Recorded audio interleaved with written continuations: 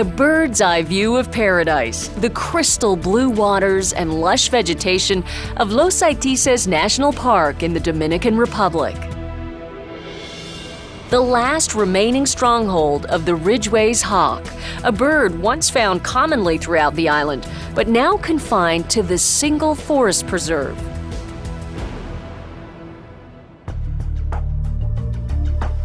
Found nowhere else in the world, fewer than 200 birds remain due to habitat loss and conflicts with humans. Alarmed by the severe and rapid decline in the hawk's population, in 2004, the Hispaniolan Ornithological Society took action to save this critically endangered bird. The Hispaniolan Ornithological Society started to work 4 years ago with the critical species like the Ridgway hawk. They asked for help to Peregrine Fund and Wildlife Preservation Canada. In response to the request, conservation biologist Lance Wooliver began studying the bird with the help of local villagers trained by him to become field researchers. Very little is known about this bird, and in order to implement conservation plans, we need to have an idea of just basic ecology. What types of trees do they need to nest in? How many eggs do they lay? What types of food do they feed to the nestlings? And probably the most important thing is if there's any causes of mortality, what are they? The first year, the team began their work monitoring 6 nesting pairs. Sadly, none of the fledglings survived.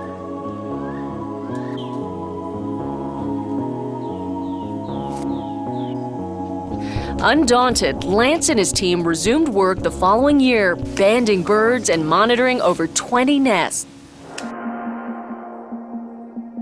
And they discovered that people were the main cause of nest failure.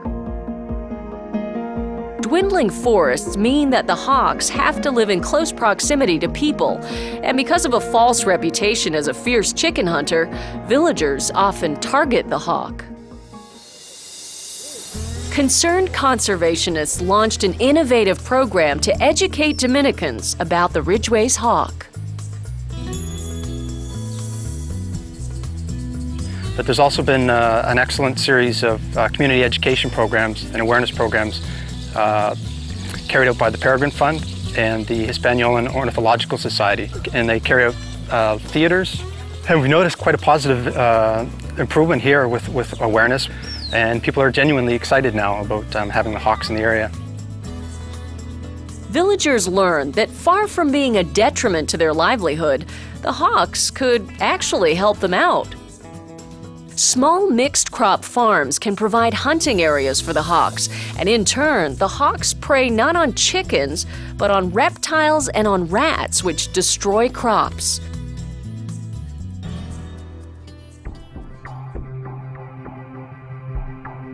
Education is only part of the solution. A bigger threat is the clear-cutting and burning for agriculture that takes away the hawk's habitat.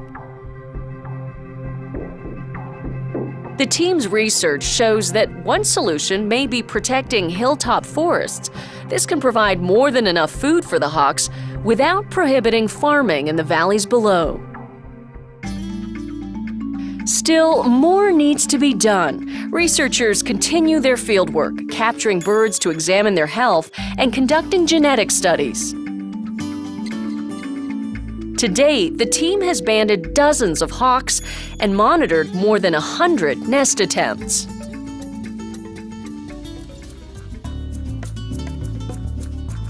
The good news, the number of successful fledglings is on the rise. Lance is optimistic about their progress and believes that the research, along with Dominican involvement, may yet save this beautiful hawk for many generations to come.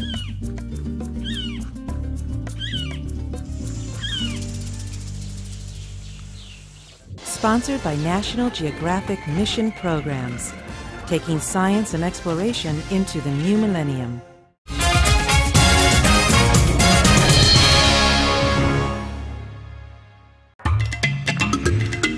For the best subscription offers to any National Geographic magazine, log on to nationalgeographic.com/magazines.